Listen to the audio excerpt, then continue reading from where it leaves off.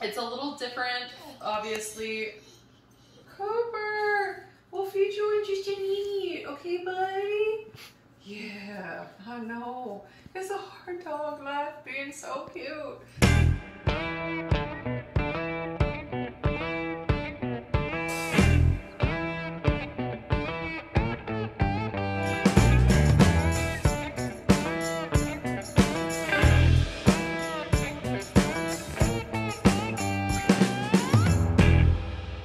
Hey y'all, it's Biz. Welcome back to my channel. Today we are going to be doing a maple syrup blueberry chocolate stout.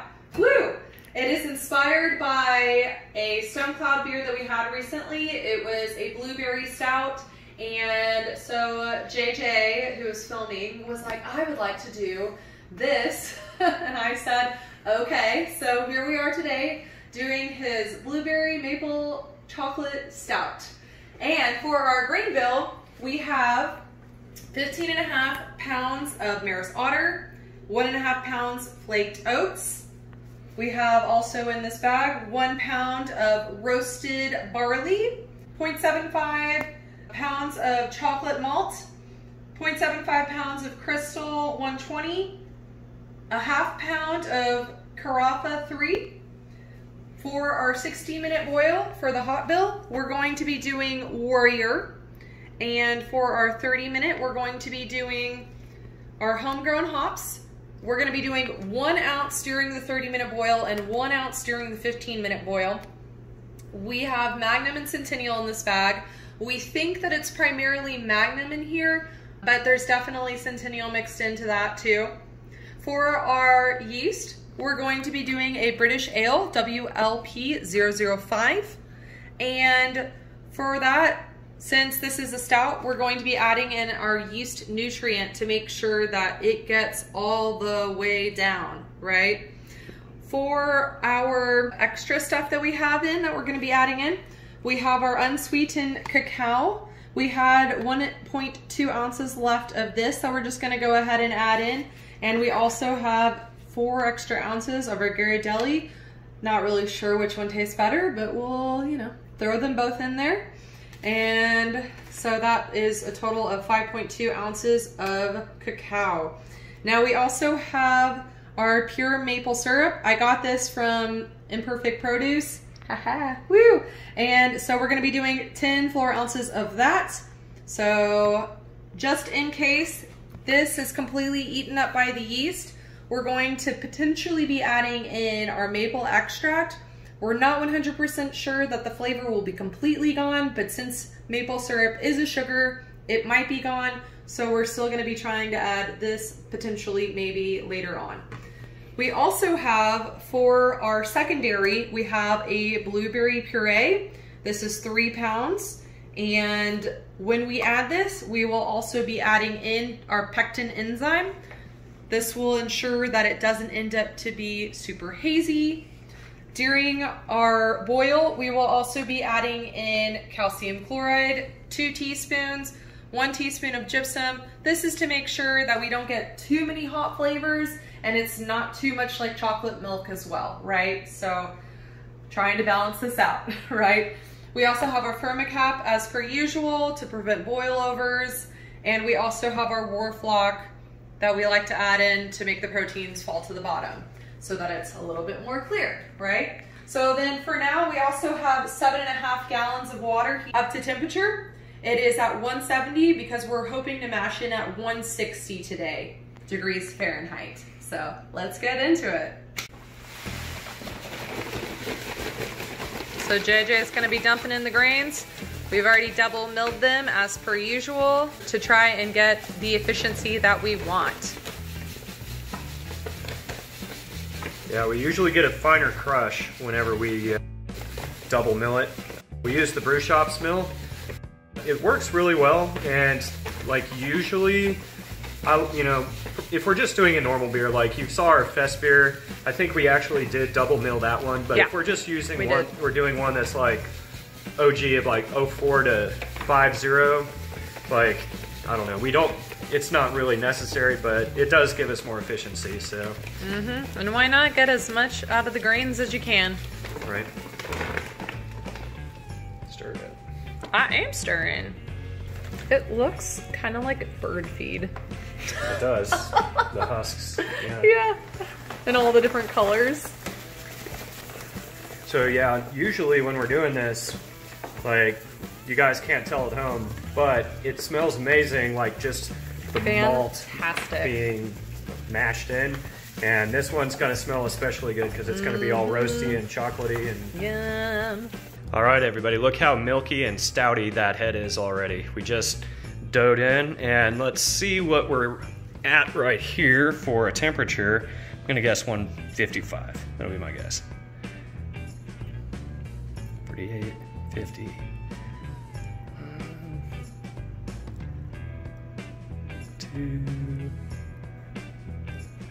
Yeah, about 152, not too bad. We did take a little while shooting outtakes, and we had that off the fire for a while.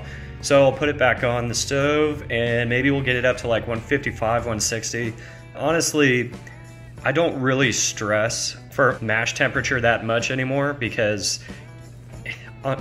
supposedly it makes a difference, but I guarantee you if I put two beers in front of you, one mashed at 150 and one mashed at 155, you would not be able to tell the difference.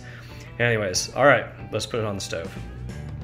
All right, everybody, you can see this head still is pretty awesome, but it's been about 15 minutes, and again, to increase efficiency, we are going to go ahead and go through and stir this guy.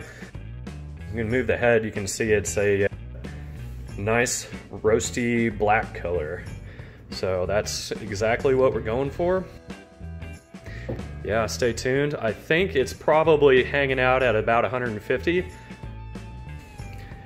If it isn't, I will go ahead and turn the burner on for a minute. It really doesn't take that long.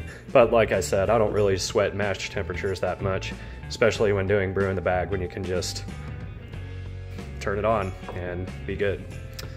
Okay, all right. Biz is running errands, so we might do closer to a 90-minute mash on this, but it's not a big deal. So, okay, we'll see you back in a little bit. All right, everybody, I lifted the mash off the stove, and it's been about 90 minutes. We decided to do a 90-minute boil here because Biz is going to, she was running errands. And so, normally, I would take you through lifting up the bag and letting it drain, and then doing some sparging. But what I'm gonna do here is I'm just gonna show it to you right now, and since I don't have another hand to film that, you're just gonna have to get this. And so something that we put 7.5 gallons of water in here. Now we're expecting at least 2 gallons lost, but that still gives us like 5.5 maybe, I'm expecting, in the pot. And I still want to sparge, so to rinse the grains out. So we'll see how much we end up doing. We might have to do a longer boil today. All right, I lifted that big heavy bag up and it is draining now. I don't want the bag, its form to fall apart. I'm gonna have to be careful whenever I'm sparging because this is getting pretty close to hanging over the edge, right? But as you can see, it's really dark in there. All right, let me reform this bag and then I'll let you guys know how much liquid we ended up with. So just as I predicted, you guys, we are at about 5.25-ish gallons. So we got a little bit more absorption than I thought, but still 5.25. We used our simple notched stick, very high tech, to determine that. So I think what I'm gonna do is probably sparge with about 2.5 to 3 gallons, right? And that should put us at about 8-ish. So we're gonna definitely do a longer boil because we want to end up with about 6 gallons to 5.5 in the fermenter, about 5.5 ideally. So looks like it's gonna be a long one today, but that's okay. You know, we're making a big stout. We're not doing a little tiny one. You know, you gotta put in the work for it. All right, everybody, we're done sparging, and look at that. 8 gallons of beautiful black wort. We're gonna put that, she's back. Okay, all right, so these are all the grains. You can do whatever you want with them. You can compost them, you can turn them into bread. We've done that. You can turn them into dog biscuits, but like, yep, done that too. This guy's pretty heavy, and I think this one's destined for compost. So we're gonna put this guy on, oh, nope, actually we almost forgot. We gotta add the minerals to it. So yeah, let's do that. Yep, we gotta add the minerals. And also, I'd recommend doing the dog treats or the bread on like a cold day, you know, when you want the oven on for all day long to warm the house. Yeah, that happens. Okay, so remember we're doing 2 teaspoons of the calcium chloride, right? So we got 1. And remember, this doesn't mess with the pH. It makes the flavor a little different by making it more like thick and crisp, depending on which one, right? Got our gypsum.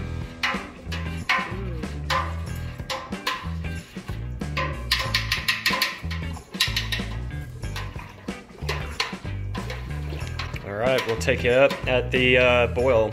We're gonna boil to a volume today. So when we hit 7 gallons, that's when we're gonna start our 60 minutes and we'll put the hops in there. All right, you guys, so to prevent our boil over, we're gonna add our Fermacap again. So we have 8 gallons in here, so we're going to do 16.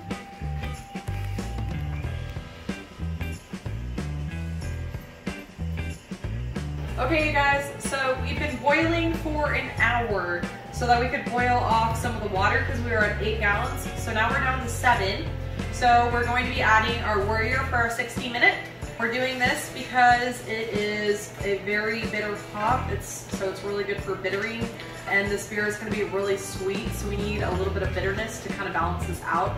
Even though adding that chocolate, the cacao specifically, 100% pure cacao, will help add a little bit more to that bitterness, but we're going to be doing this for extra bitterness. All right, you guys, so we're just measuring this out. You could literally just wing this and just like eyeball about half, but I kind of felt like being a little over the top and, you know, just measuring it out and making sure we get exactly 1 ounce in here. So we're just gonna kind of keep going until it tells us we got 1 ounce. So we're almost there. Hey, boom. Side note, these smell amazing. Yes, they really do. Last year, we couldn't really smell that much off of them, but this year, definitely, it's pretty awesome. Mm-hmm. Heck yes. So let's go ahead and add these on in. Oh, this is gonna be hot. No, just throw them in there. Just throw them in? Yep, let's do it. Okay, let's do it. Here we go. We'll have to filter these out. That's okay. Roar! So there will be some absorption of the water to the hops as well, but you know, that's okay. Be all good. Okay, you guys, so we're at our 15-minute of the boil, and if you want to come check this out before I dump it in, you can see all the other hops have now like fully gotten into the water. They're floating around, so we're gonna add in our last ounce of our Magnum and Centennial. Man, they're super spicy smelling, which I like. So it's kind of cool to see that, and kind of piney too. So we're also gonna be adding our Whirlflock, get those proteins down. Smelling dark and bready. And now I get that spicy now from the hop. Okay, you guys, so we got 5 minutes left of this. So I'm going to just be scooping up some of this hot fluid, right? And get this up. And then we're gonna be dumping it into here. We already have our chocolate. Oops, oh frick, man. This is just not a very good pourer. But it's the best thing we got, basically. No, all that, look at that, that's so sad. That's okay, just not too much. We'll be okay. So we already have the cacao in this container. There's nearly 4 ounces because JJ decided to try it. And he decided that one of them was not very good, the one that we already had. And so we're just gonna be using the new one that we just bought yesterday, which was the Ghirardelli chocolate. And he said that tasted better, and I kind of had a tiny bite of the old one. I was like, yeah, it tastes okay, I guess. Not that great. So we're just gonna be melting it in this little bowl, just stirring it around. That way we don't get any random clumpage that we miss, and like it's not fully integrated into the beer. And we're also gonna be adding in our yeast nutrient into this little fucker right here. So I feel like that's already all melted in right there. So I think I'm gonna go ahead and add it. We're also going to be adding in, I know, why are you pointing? I already know. Funny. You're being silly. You're just goofing off, aren't you? So we're going to be adding in the yeast nutrients straight into our little bowl, 1 per gallon. So 5 teaspoons into here. 2, 3, 4. So we're gonna stir that in, make sure it doesn't clump in there. This is a zinc type molecule, right? And hopefully this will help our yeast be happy little go-getters and stick with it and not die at random in here. So I'm gonna kind of stir that in. We wanna go ahead and add the maple syrup.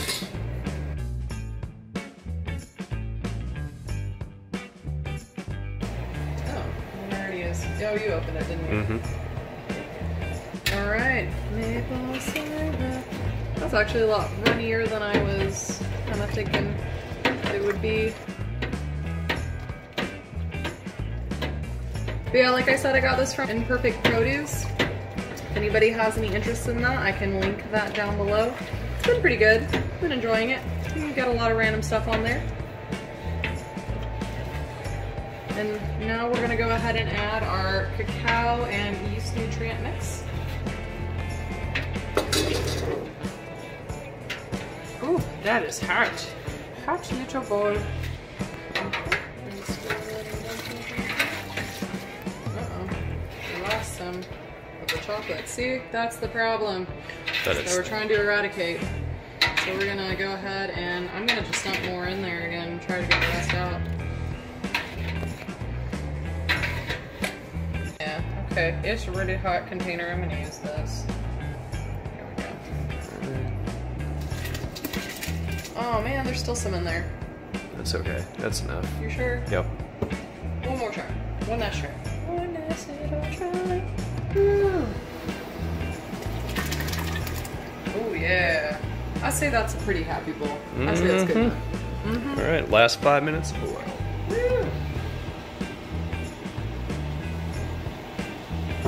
Okay, you guys, so now that we have finished our boil, we've killed it, we have added our cooling coils in here.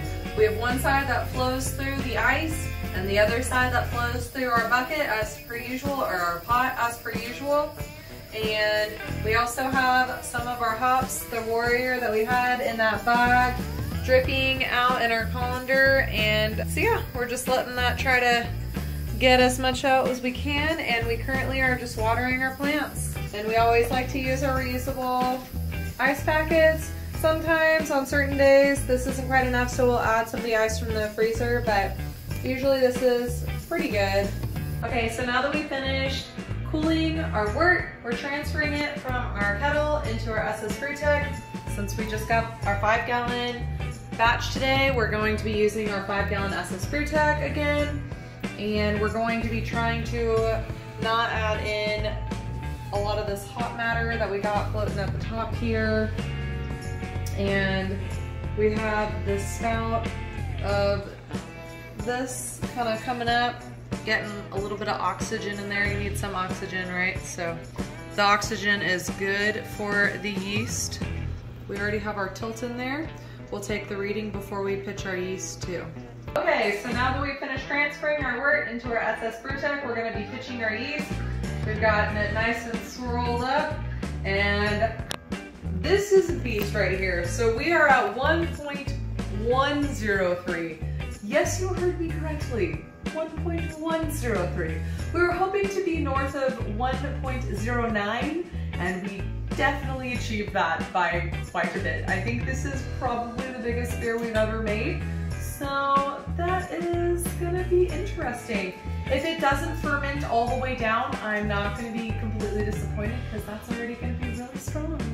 And that would definitely knock you on your butt. So we're gonna go ahead and pitch the yeast now. We did 2 yeast packets in here, and we have a yeast starter as well to try and ensure that this beer is completely fermented down as fast as possible. And Jojo just walked into the water. Okay, oh yeah. And we're also gonna have to be doing a blow-off tube for this because that is a really high percentage or high starting gravity. Yeah. Okay, you guys, so we've already pitched the other yeast, and JJ was sitting here, and it's been maybe an hour or two, and all of a sudden he decided that he wanted to add more yeast just to make sure that this doesn't just stop out at 1.04, right? So we had an East Coast ale yeast that we just had sitting in the fridge, and so I'm just kind of shaking this up, and we're gonna add this in. We're just gonna pitch it. Why not? They're not gonna clash, the flavors won't, so, and this is JJ's beer, right? So he can do whatever he wants, and it's wet, so it's just not tearing, you know. It's like soaked. It's like twisting in my hand. Okay, thank you. Okay. So I sanitized it as per usual, right? Let's go ahead and dump the, oh wait, just go ahead and look at that, man. It's a lot of yeast. Hopefully that works out.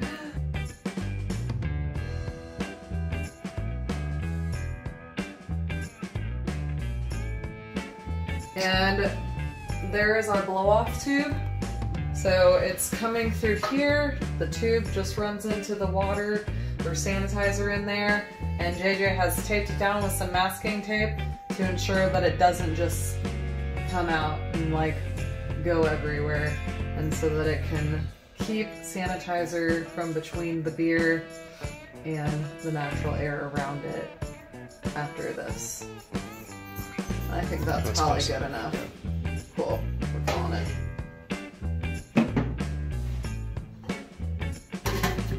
All right, everybody, it's the next morning, and I put a towel over it to wick up some of the water, and then this fan to blow across it to cool it off some more.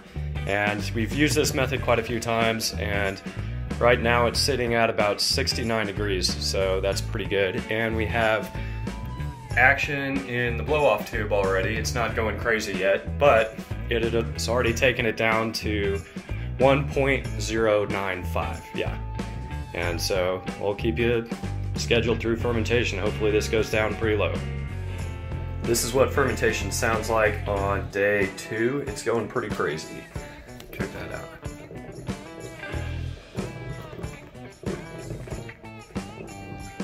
Yeah, I could hear that in the bed when we were sleeping, so it was pretty awesome. Okay, you guys, so it's been 6 days since we brewed up this beer. The wort has gotten down to 1.026, and so now we're going to be adding in our blueberry puree and our maple extract. You can get a good look at this guy. You can see some of the beer kind of poked out through, and it's a good thing we did our blow-off tube because there was some vigorous bubbling going on the other day. And here you can see it's still kind of bubbling a little bit. We're gonna add this. We made sure to clean the can before adding this in. We're more than likely going to be getting a secondary fermentation off of this. Almost always do. So this is going to be a very strong beer. And we're going to be adding in about half of this container of maple extract. We tried a little sample of the beer just a little bit ago, and it tasted very yeasty because, of course, it's at the bottom of the SS Brewtech. I'm going to be adding half. All right, everybody, so it's kegging day on the Imperial Blueberry Stout. Said it started out at 1.103, and according to the tilt, it went down to 1.023. We added blueberries and half a thing of maple extract. We're probably going to add the rest of it right now because Biz says she can taste the maple, but I can't really, so I'm just going to throw the rest in there, no sense in having half of the thing remaining. We are going in through the top today because through the spigot, there's going to be a huge yeast cake on the bottom, and I don't know where exactly it is on the thing, so I don't want to be putting a ton of yeast in there. There's going to be some anyways, but we are adding gelatin, as usual. Okay. Alright, we'll carb it up, and then we'll see you guys on tasting day. Alright, you guys, so it's tasting notes day! Yay! Anyway, so as you recall, we made this blueberry chocolate stout with maple as well, and we've been drinking off of it for a while, so we decided we needed to film this before we ran out of it. So let's get a pouring going, right? So today we're going to be doing the aroma and the appearance, its taste, body, and mouth, or overall general impression, right? So we're gonna check this out. It's man, oh man, that color though, it's super dark.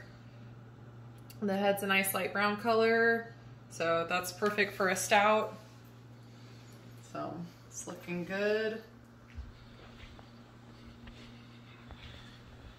I can really taste or smell the blueberry off of that.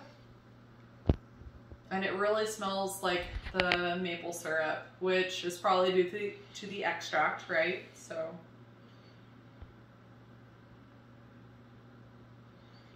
And you can smell, I think I can smell the chocolate too. I think I smell it, yeah.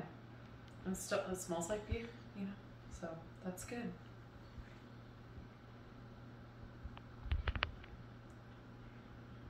So yeah, right off the bat, I really taste the maple syrup and that blueberry. The chocolate is very mellow in this. I feel like it's definitely not as pronounced compared to the other two flavors, which is completely fine with me because it tastes like breakfast, right?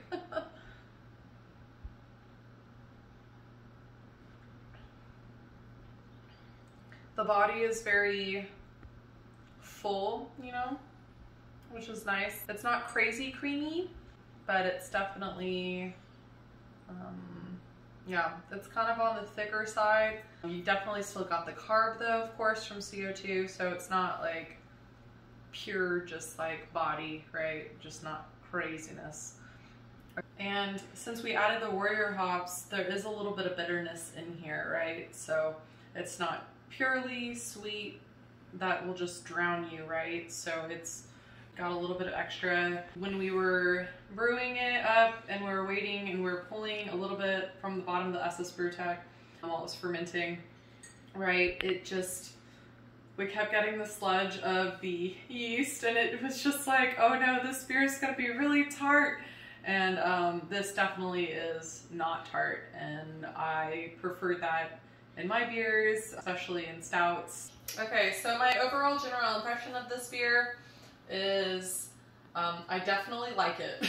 I would be definitely okay making this again. It's a little different, obviously. Cooper, we'll feed you what you need, okay, buddy? Yeah, I know. He's a hard dog left, being so cute. Can't wait to be fed sometimes.